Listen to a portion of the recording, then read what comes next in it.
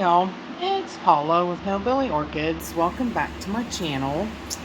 I hope everybody's having a fantastic day. And yes, believe it or not, you see moss soaking in CalMag and sea kelp. You are on the correct channel. This is Hillbilly Orchids.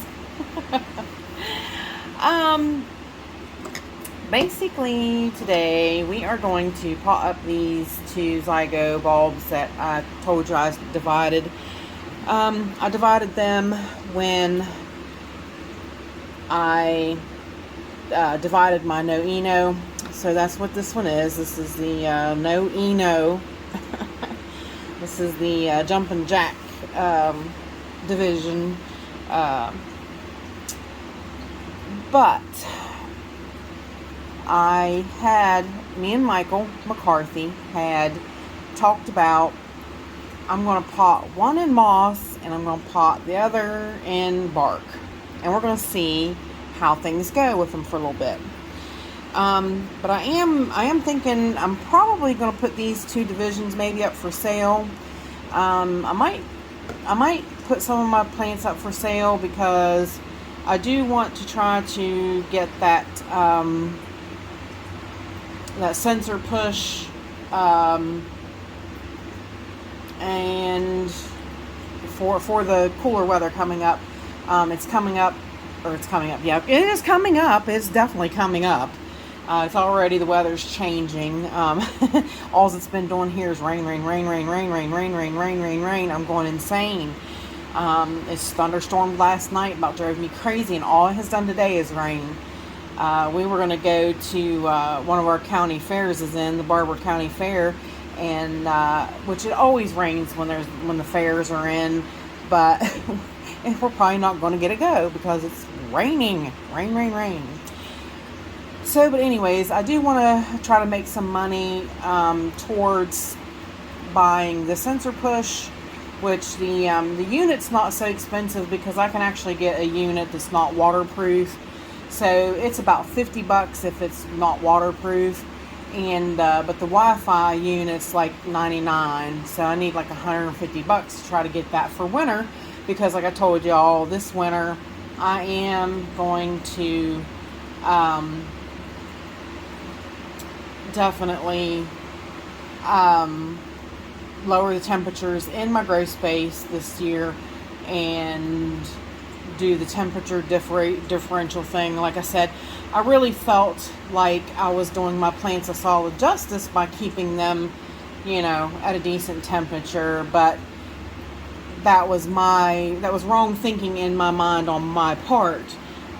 They need that temperature differential. That's why my phalaenopsis aren't blooming very good anymore. Very seldom do I get them to bloom. So definitely doing a change this year. And I thought, I've got some divisions of some plants, and I've got some plants that I don't really care for. So I'm going to put them up for sale. Why not? I could do it that way, and then, put that money towards me getting my stuff that I need for winter. So I will sell my orchids and some of my orchids, and I'll put some of that money back towards my orchids. Sounds like a win-win to me. But at any rate, these guys really came up fast. After I split them, they really did. Michael McCarthy told me, put them in a bowl of moss with the moss covering about so much of the bulbs, and they really shot up fast. This one did faster than that one, which is really kind of surprising because these are chunk of bulbs. So this one's the one I'm going to put in moss because it's already got a piece of moss stuck to a root right there. So this one's it's just going to go directly into moss. And like I said, I've got this is CalMag soaking moss, sphagnum moss, and I'm going to add a little bit of perlite to it so that it's draining, because I just me and moss just don't get along. So I'm going to take some of the water off of it, and I'll spread it out here on the bottom of the table, and I don't really think that's enough, so let me get a little bit more. I know I probably overkilled on moss to soak, because it's definitely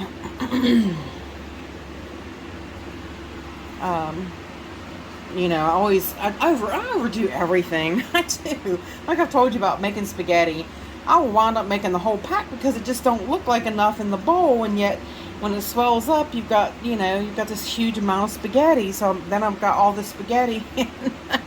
I do it every time. I do it every time. Can't help it. So I'm going to do a little bit of perlite. And I'm going to do a little bit of charcoal too. Because charcoal just helps keep the impurities out.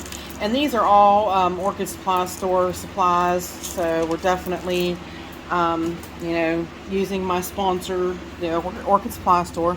We're definitely using their materials to do the repotting.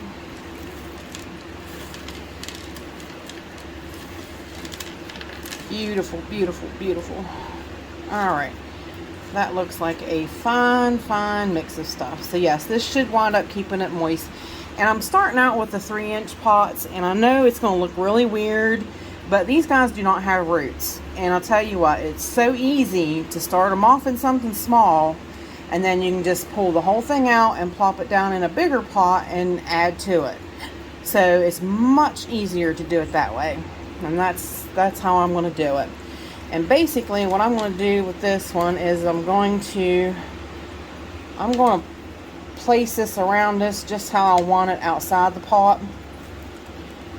Which is not easily done if you've ever had to do it.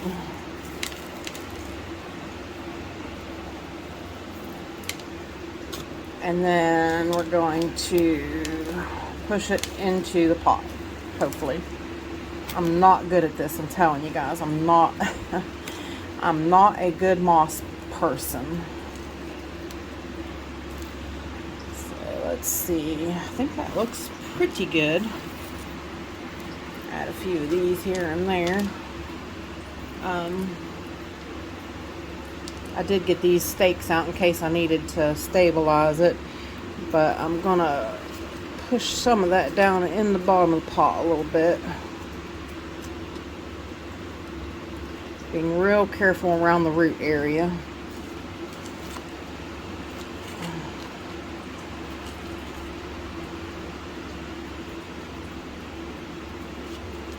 Yes, I so wish I could send you guys some of this rain. I'm just so fed up with the rain. I mean, we haven't gotten flooding from it, but they have down south of us. And it's just ridiculous. It's just horrible. It's too much rain. Like I said, I haven't been able to swim. I haven't been able to fish. It's just made, you know, the rivers are too muddy. It's just been like this for the last month. And it looks like September's not going to be any better. So, but that one's perfect, and that held it in there really, really good. So I won't need to stake it up or anything. And we'll keep an eye on it, and those roots should take right off. You can see right there's really a really, really good one root started. So that's one. Now this one, being that it's going to be in bark, I have to, these pots came, they have like little niches on the bottom of them where they are torn apart from whatever, you know, wherever they're made from, and it makes them wobbly. Now this one's pretty good. It's pretty flush. But some of those you have to adjust them a little bit. That's no big deal. So, alrighty, here we go with this one. This one looks pretty good. Now, I'm glad I did decide to get him up out of here, which do you see that spot right there? That spot could be black rot starting. Now, she had a mushy spot here, and I took, poked a hole in it, and I squirted cinnamon in it, and it dried right up. So I am going to put a little bit of cinnamon on that.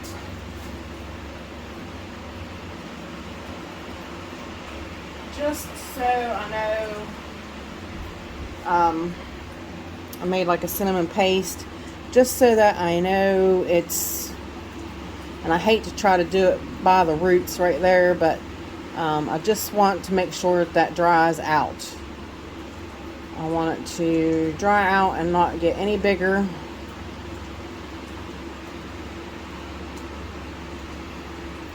And that darkness on this, that's just the leaf cracked there that was dying.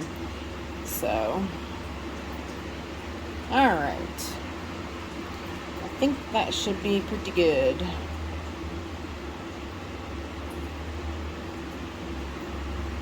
Just trying not to get near any of the roots, because this one was a little tougher. The roots were growing, but they were hiding in behind these, and I'm holding on to these dead roots so that it kind of holds a little stability in bark, because bark is a little harder to get, you know, to get it to hold steady. So, but I probably will have to stake it up. And like I said too, with it being in a pot, it's gonna make it a little bit harder. Let me show you before I get started too. This is Orchid Supply Store media as well. This is the small.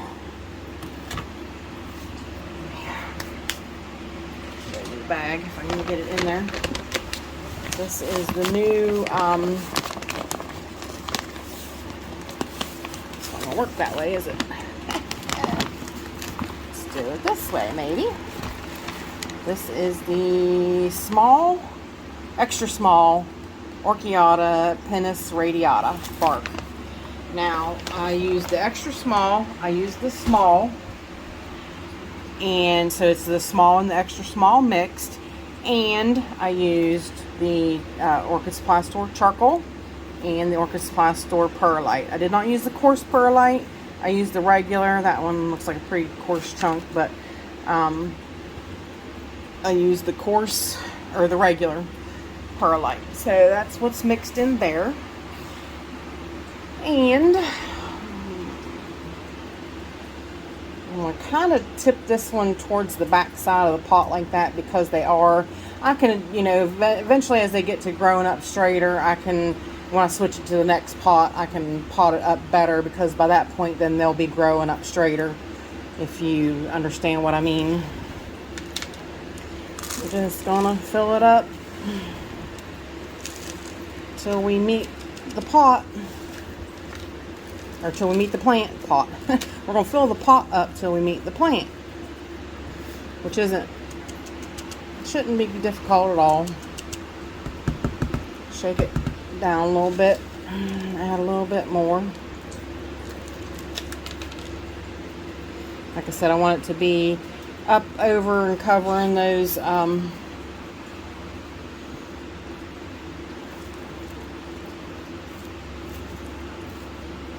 roots on the new little growths right there. And I'm kind of pressing it down, like I said, so that those old dead roots over here will kind of hold.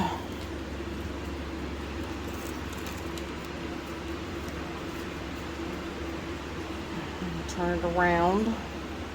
Now see, there's kind of a gap there between the two, which I possibly won't get anything down in. It might. I don't want to wiggle it too much, and it's not really a big necessity that that's open back there, but she's definitely a little wiggly. So, I mean, it's not really too bad, honestly. It's a little wiggly. I might leave it be. I think it's going to be alright. Especially if I don't set it anywhere that I am going to knock it over or elbow it. You know me. And I think it should stay pretty good. It is kind of top heavy, so I'm going to try to find something stable to set it into, so when I water it. I do believe that's about it. Let me see. Let me move this out of the way. If I need to later, I can always add a stick to it to help keep it stable. So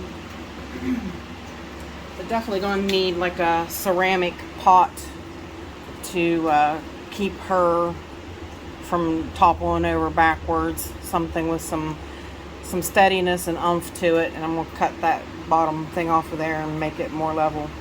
But there you go. So basically that's the two of them potted up now. So we get to watch and see what happens. And after they get decently established and whatnot, I'll let you guys know if I'm going to put them up for sale. So with that said, I appreciate all you beautiful people stopping by and hanging out with me. And bye for now, y'all. Till we meet again.